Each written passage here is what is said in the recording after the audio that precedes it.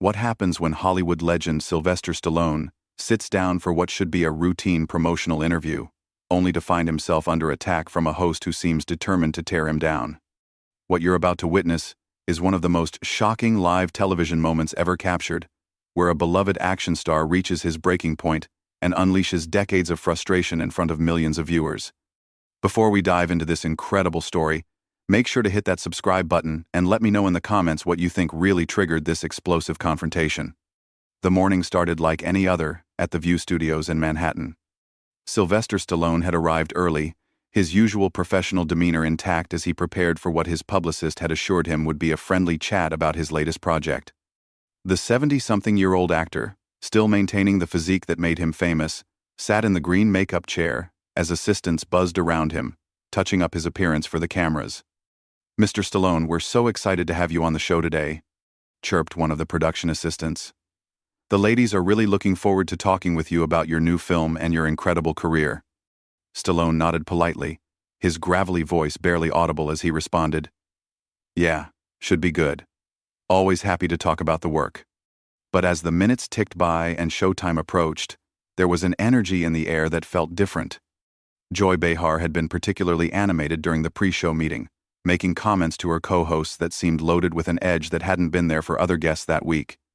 "I've got some real questions for Rocky today," she had said with a smirk that her colleagues couldn't quite read. "It's time someone asked the tough stuff instead of just letting these guys coast on their old movies."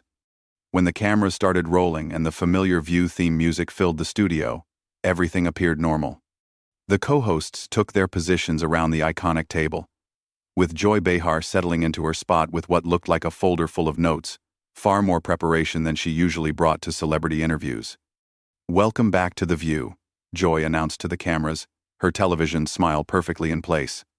"We're here with the one and only Sylvester Stallone, star of Rocky, Rambo, and countless other action films that have entertained audiences for decades.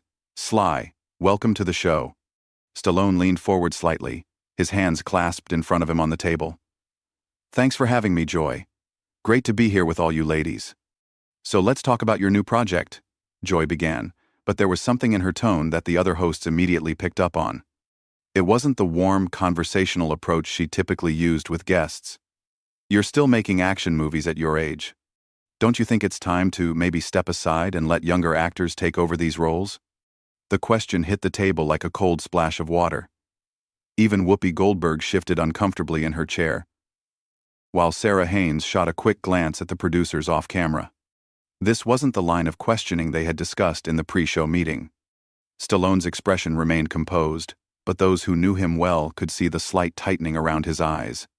"Well, Joy, I think as long as audiences want to see the stories and I'm physically capable of telling them, age is just a number. I mean, Clint Eastwood was still making westerns well into his 80s. But Clint Eastwood is Clint Eastwood," Joy fired back, her voice taking on a sharper edge. "And let's be honest, your recent films haven't exactly been setting the box office on fire. Isn't this more about ego than actual audience demand?" The studio audience, which had been warmly applauding just moments before, fell into an uncomfortable silence.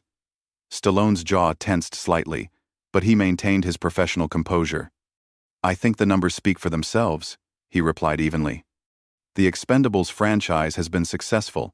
Creed revitalized Rocky for a new generation, and people still connect with these characters. I'm not making movies for ego. I'm making them because there are stories worth telling." Joy wasn't backing down. She flipped through her notes dramatically, as if she had been preparing for this moment for weeks. "Speaking of Creed, wasn't that really Michael B. Jordan's movie? I mean, you were basically just there for nostalgia value, right? Playing the same character you created 40 years ago?" "Joy," Whoopi interjected gently, clearly trying to steer the conversation back to safer ground. "I think what we're all curious about is how Sly keeps himself in such incredible shape for these demanding roles." But Joy wasn't interested in changing direction. She had locked onto her target, and something in her demeanor suggested this had become personal, though no one in the studio could understand why. "No, I want to hear his thoughts on this," Joy continued, completely ignoring Whoopi's attempted intervention. "Because it seems to me like Hollywood has this problem with aging male stars who just can't accept that their time has passed. They keep coming back to the same well over and over again instead of making room for fresh talent. Stallone's hands, still clasped on the table, tightened slightly. His voice remained controlled, but there was a new quality to it that regular viewers of The View had never heard before. Joy, I'm not sure what you're getting at here, but I've spent 5 decades building characters that mean something to people. Rocky Balboa isn't just a movie character to a lot of folks. He's a symbol of perseverance and fighting against the odds. If that resonates with audiences, then I don't see why I should apologize for continuing to tell those stories. But isn't it really about the money? Joy pressed on, seemingly oblivious to the growing tension around the table. I mean, these franchises are cash cows, and you're just milking them for every dollar you can get, regardless of whether the stories are actually worth telling anymore. The other co-hosts were now exchanging worried glances. This was not the direction anyone had expected the interview to take, and the production staff behind the cameras were clearly scrambling to figure out how to handle what was rapidly becoming a hostile interrogation rather than a promotional interview. Stallone took a deep breath, his decades of media training kicking in as he tried to navigate what had become an increasingly uncomfortable situation. Look, Joy, I understand that everyone's entitled to their opinion about movies and careers and all of that. But I think you might be underestimating what these characters mean to people and why they continue to connect with audiences across generations. Do they, though? Joy shot back immediately.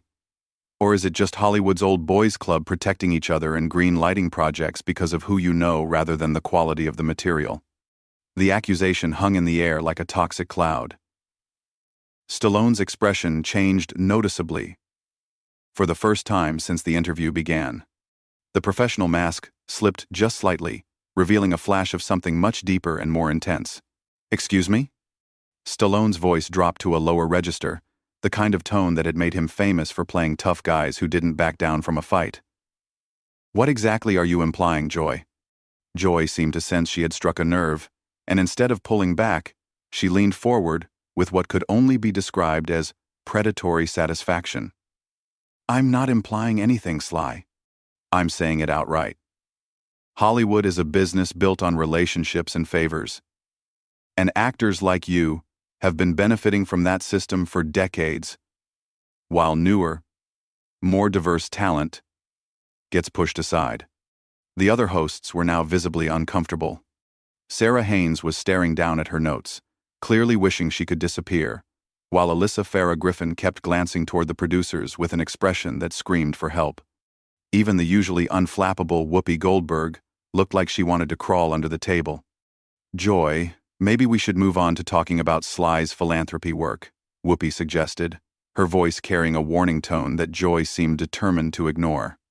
No, I think this is important, Joy continued, her voice rising slightly.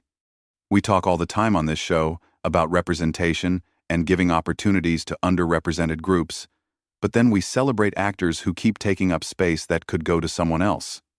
Stallone's eyes narrowed, and for a moment, the cameras caught something that viewers would replay countless times in the coming weeks. It was the look of a man who had spent his entire career being underestimated, who had clawed his way up from nothing, and who was not about to sit quietly while someone questioned his right to exist in his own industry. Let me tell you something, Joy, Stallone began, his voice steady but carrying an undercurrent of barely controlled intensity. I didn't get handed anything in this business. I wrote Rocky because nobody would give me a shot. I sold my dog to pay rent while I was trying to get that script made. When the studios wanted to buy it, they wanted to cast somebody else, somebody more established, somebody who fit their idea of what a leading man should look like. But that was 50 years ago, Joy interrupted, seemingly unable to read the warning signs that were obvious to everyone else in the room. What have you done lately besides recycle the same character over and over? The studio audience was dead silent now. Even the camera operators seemed to be holding their breath, sensing that they were witnessing something that would be talked about for years to come. Stallone's hands unclenched from the table, and he leaned back in his chair, his posture changing from defensive to something much more dangerous. What have I done lately? I've created opportunities for dozens of actors through the Expendables franchise. I've mentored young directors and writers. I've used my platform to tell stories about working-class heroes and underdogs who refuse to give up. All starring you, of course. Joy shot back with a laugh that sounded more like a bark. How convenient that all these opportunities for others just happen to revolve around keeping Sylvester Stallone in the spotlight. That was the moment. Anyone watching could see it in Stallone's face. The exact instant when decades of frustration and a lifetime of fighting for respect crystallized into something explosive. His voice, when he spoke again, was quiet but filled with a fury that made the entire studio feel smaller. You know what, Joy? I've been sitting here trying to be polite, trying to play the game. But I think you've got some kind of personal problem with me that has nothing to do with movies or representation or any of the high-minded principles you're pretending to care about. Joy's eyes widened slightly, clearly not expecting Stallone to push back so directly. I don't have a personal problem with you. I'm just asking the questions that need to be asked. No, Stallone said, his voice growing stronger. You're not asking questions, you're making accusations. You're sitting there acting like I'm some kind of relic who should just disappear so you can feel better about whatever agenda you're pushing this week. I don't have an agenda, Joy protested, but her voice had lost some of its earlier confidence. Really? Stallone leaned forward again, his intense stare fixed directly on Joy. Because from where I'm sitting, it sounds like you've got a problem with successful people who came from nothing and built something lasting. It sounds like you think anybody who's been around for more than 5 minutes should just step aside and make room for whoever you think deserves it more. The tension in the studio was now so thick it was practically visible. The other co-hosts had given up any pretense of participating in the conversation and were simply watching in stunned silence as two strong personalities collided in real time. That's not what I said, Joy replied, but her voice was defensive now, lacking the aggressive confidence she had displayed just minutes earlier. It's exactly what you said, Stallone fired back. You question my right to make movies. You question my motives. You suggested I'm somehow taking opportunities away from other people by continuing to work in an industry I helped build. And you did it all with this smug attitude like you're some kind of moral authority on who deserves success and who doesn't. Joy tried to regain control of the conversation, straightening in her chair and attempting to return to her earlier confrontational tone. Look, Sly. I think you're being a little oversensitive here. I'm just pointing out that Hollywood has a diversity problem, and maybe actors of your generation need to step back and make room for fresh voices. But Stallone was no longer interested in playing defense. Something had shifted in his demeanor, and the cameras were capturing every second of what was clearly becoming a defining moment in television history. Oversensitive? He repeated, his voice rising for the first time. Let me tell you about oversensitive, Joy. Oversensitive is when someone uses a television platform to attack a guest who came here to talk about their work and instead gets ambushed with personal attacks disguised as social commentary. They're not personal attacks, Joy insisted, but she was clearly rattled now. Then what would you call it? Stallone demanded. Because you've spent the last 10 minutes telling me I'm too old, I'm greedy, I'm taking opportunities away from more deserving people, and I'm part of some systemic problem in Hollywood. If that's not personal, then I'd hate to see what you consider crossing the line. The studio audience was completely silent, mesmerized by what they were witnessing. This wasn't the usual celebrity interview where everyone smiled and promoted their latest project. This was raw, unfiltered confrontation between two people who clearly had very different views of the world. Joy seemed to realize that she had pushed too far. But instead of backing down, she doubled down with an approach that would prove to be a massive miscalculation. Look, Sly, Joy said with a dismissive wave of her hand. Maybe this is just what happens when people get older and more sensitive.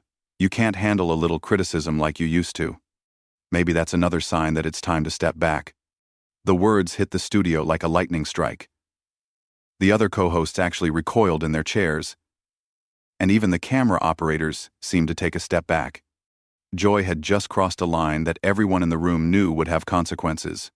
Stallone went completely still for a moment, his face cycling through a range of emotions that decades of acting experience couldn't mask. When he finally spoke, his voice was deadly quiet. Did you just call me old and weak on national television? Joy, perhaps realizing she had gone too far but unable to find a graceful way out, attempted a laugh that came out hollow and forced. I'm just saying that maybe you're not taking constructive criticism as well as you used to. That was it. The dam burst. Stallone erupted from his chair with a speed that belied his years, his hands slamming down on the table with a sound that echoed through the studio like a gunshot. His voice, when it came, was the roar of someone who had finally reached his breaking point. Constructive criticism? Are you kidding me right now? You think what you've been doing for the last 15 minutes is constructive criticism? The studio audience gasped audibly. Several people in the front row actually jumped in their seats. The cameras kept rolling, capturing every second of what would become one of the most watched clips in television history. Joy, you want to talk about age and sensitivity? Let me tell you something about age. I'm 77 years old, and I've been in this business since before you knew what a television camera was. I've taken more real criticism, more real rejection, more real hits than you could imagine in your worst nightmares. Joy tried to interrupt, but Stallone wasn't having it. No, no, no. You had your 15 minutes to tear me down. Now you're going to sit there and listen while I tell you exactly what I think about your so-called journalism. The other hosts were frozen in place, uncertain whether to try to intervene or simply let this play out. Whoopi had her hand halfway to her earpiece, clearly getting frantic instructions from the control room. But even she seemed paralyzed by the intensity of the moment. You want to know about taking opportunities away from people? Stallone continued, his voice building to a crescendo. What about the opportunity you just took away from your viewers to actually learn something interesting about filmmaking, about storytelling, about what it takes to create characters that last for generations? Instead, you turned this into some kind of personal attack disguised as social justice. Sly, I think you need to calm down, Joy said, but her voice was shaking now. Calm down? Stallone's laugh was bitter and sharp. You spend 20 minutes trying to humiliate me on live television, questioning my integrity, my work ethic, my right to exist in my own industry, and then you tell me to calm down? Who do you think you are? The studio was so quiet that the hum of the cameras was audible. Even the production staff behind the scenes had stopped moving, transfixed by what they were witnessing. I've been Rocky Balboa for 50 years, Stallone continued, his voice now carrying the full weight of his frustration. Do you know what that means? It means 50 years of people telling me I wasn't good enough, wasn't smart enough, wasn't the right type. 50 years of proving them wrong. And now you sit there, in your comfortable chair, with your comfortable job, and you think you can just dismiss all of that because it fits your narrative? Joy opened her mouth to respond, but Stallone held up a hand that stopped her cold. You want to talk about diversity and representation? Fine. Let's talk about it honestly. When I wrote Rocky, I was a struggling actor from Philadelphia who couldn't get arrested in this town. The studios wanted to buy my script and cast a big-name actor. I said no. I fought for 2 years to play the character I created, and they told me I was crazy, that I'd never work again if I didn't take their deal. His voice was building again, fueled by decades of stored emotion. But I believed in that character, and I believed that working-class people deserve to see themselves as heroes on screen. That's diversity, Joy. That's representation. Rocky Balboa wasn't some privileged pretty boy. He was a bum from South Philly who refused to stay down when life knocked him flat. But that was then. Joy managed to interject weakly. No, that's now. Stallone exploded. That's every day. You think because I've been successful I've forgotten where I came from? You think I don't understand what it's like to be counted out? To be told you don't belong? To have people like you sitting in judgment of whether you deserve the opportunities you've worked your entire life to earn? The cameras captured everything. The raw emotion, the genuine hurt beneath the anger, the sight of a Hollywood legend stripped of all pretense and fighting for his dignity in real time. And you know what the really sad part is, Joy? You had a chance today to have a real conversation about storytelling, about perseverance, about what it takes to create something that lasts.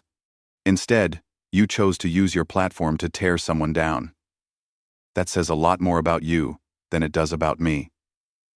Stallone straightened his jacket and looked directly into the camera, addressing the viewers at home. To everyone watching, I came here today to talk about work I'm passionate about, stories I believe in, and characters that have meant something to people for generations. Instead, I got ambushed by someone who seems to think that success is something to be ashamed of rather than celebrated. He turned back to Joy, his voice now cold and controlled. You want to know about making room for new talent? I've produced dozens of actors, directors, and writers who got their first big breaks working with me. I've used my influence to greenlight projects that studios wouldn't touch. I've spent my own money developing young talent because I believe in giving people chances." Joy sat in stunned silence, clearly realizing that she had completely misjudged both her target and her audience. "But apparently, none of that matters to you," Stallone continued.